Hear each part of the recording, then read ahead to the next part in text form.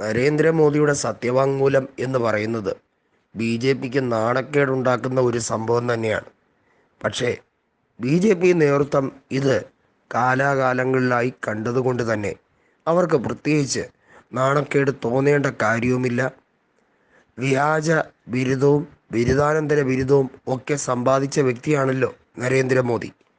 ഡൽഹി സർവകലാശാലയിൽ നിന്നും വലിയ തോതിൽ ജയിച്ച് പാസ്സായി ജനങ്ങളുടെ മേൽ ഞാനിതാ പോസ്റ്റ് ഗ്രാജുവേറ്റുകാരനാണ്, ഞാൻ പഠിക്കേണ്ട കാലത്ത് പഠിക്കുകയും ചെയ്യുമായിരുന്നു, ഉലകം ചുറ്റുകയും ചെയ്യുമായിരുന്നു എന്നൊക്കെ പറഞ്ഞാൽ അത് ജനങ്ങൾ റൈറ്റ് ടു ഇൻഫർമേഷൻ ആക്ട് വഴി കൃത്യമായി കണ്ടുപിടിക്കും. അതിനുള്ള വഴിയുണ്ട്.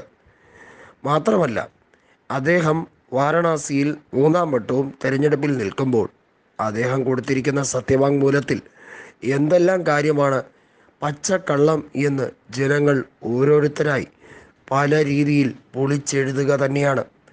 അദ്ദേഹത്തിന് ഗാന്ധിനഗർ SBI അക്കൗണ്ടുള്ളതും അതുപോലെ വാരണാസിയിലെ SBI അക്കൗണ്ടുള്ളതും അവിടെ നിക്ഷേപിച്ചിരിക്കുന്ന തുക അത് 1,00,000-ന് താഴെയാണ് എന്ന് പറയുന്നതും വിശ്വസിക്കാൻ കഴിയാത്ത രീതിയായിരിക്കാം. പക്ഷേ അതിനേക്കാൾ ഉപരിയായി ജനങ്ങൾ കൃത്യമായി കയ്യോടെ പൊക്കിയിരിക്കുന്നത് അതുമായി ബന്ധപ്പെട്ട കാര്യമല്ല, അദ്ദേഹത്തിൻ്റെ വരവുമായി ബന്ധപ്പെട്ട കാര്യമാണ്.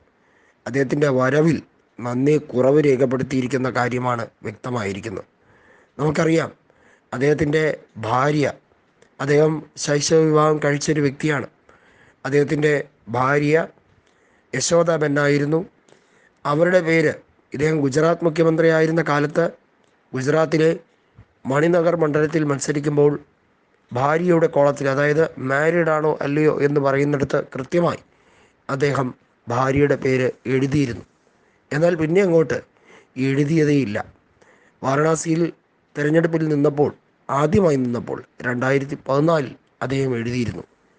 2019 ഇത്തവണയോ അദ്ദേഹം ആ കോളത്തിൽ ഒന്നും തന്നെ എഴുതിയിട്ടില്ല എന്നുള്ളതാണ് എടുത്തു പറയേണ്ട കാര്യം.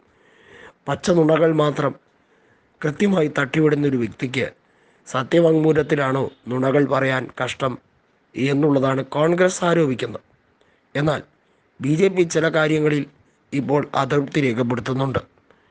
നരേന്ദ്രമോദി ഇന്ത്യൻ പ്രധാനമന്ത്രി ആയതുകൊണ്ട് തന്നെ മറ്റുള്ള സ്ഥാനാർത്ഥികൾക്ക് മാതൃകയാകേണ്ട കാര്യം ചെയ്യേണ്ടത് അനിവാര്യമാണ് എന്നാണ് പറയുന്നത്. പക്ഷേ നേതാവ് തന്നെ പല കാര്യങ്ങളിലും നിയമം ലംഘിച്ചാലോ അല്ലെങ്കിൽ വ്യവസ്ഥാപിത നയങ്ങളെ ചോദ്യം ചെയ്താലോ പിന്നെ ബാക്കിയുള്ളവർ ഏത് രീതിയിലായിരിക്കും ചിത്രീകരിക്കുന്നതും ചിന്തിക്കുന്നതും എന്ന വലിയ ചോദ്യം അവിടെ അവശേഷിക്കുകയാണ്. പ്രധാനമന്ത്രി നരേന്ദ്രമോദി 3-ാം തവണ വാരണാസിയിൽ മത്സരിക്കുമ്പോൾ കോൺഗ്രസ് ഒരു കാര്യം വലിയ തോതിൽ ആയുധമാക്കുന്നുണ്ട്: നരേന്ദ്രമോദിയുടെ വിശ്വാസ്യത. അദ്ദേഹം ജനങ്ങളെ പറ്റിക്കുകയും കബളിപ്പിക്കുകയും ചെയ്യുന്നത് മനോഹരമായി പ്രഭാഷണം നടത്തിക്കൊണ്ടാണ്. ഈ പ്രഭാഷണമല്ലാതെ ചെയ്ത്ത് കുറവും വാചകമടി കൂടുതലുമായ ഒരു നേതാവിനെയാണോ നമുക്ക് പ്രധാനമന്ത്രിയായി വേണ്ടത്? 75 വയസ്സ് പിന്നിട്ടാൽ അദ്ദേഹം എന്തായാലും രാജിവെക്കേണ്ടി വരും. അത് RSSൻ്റെയും BJPയുടെയും കൃത്യമായിട്ടുള്ള അജണ്ടയാണ്. ശരിക്കും അദ്ദേഹത്തിന് വേണ്ടിയല്ല വോട്ട് പിടിക്കുന്നത്, അമിത്ഷായ്ക്ക് വേണ്ടിയാണെന്ന് കെജ്രിവാൾ പറഞ്ഞിരിക്കുന്നത് വാസ്തവം.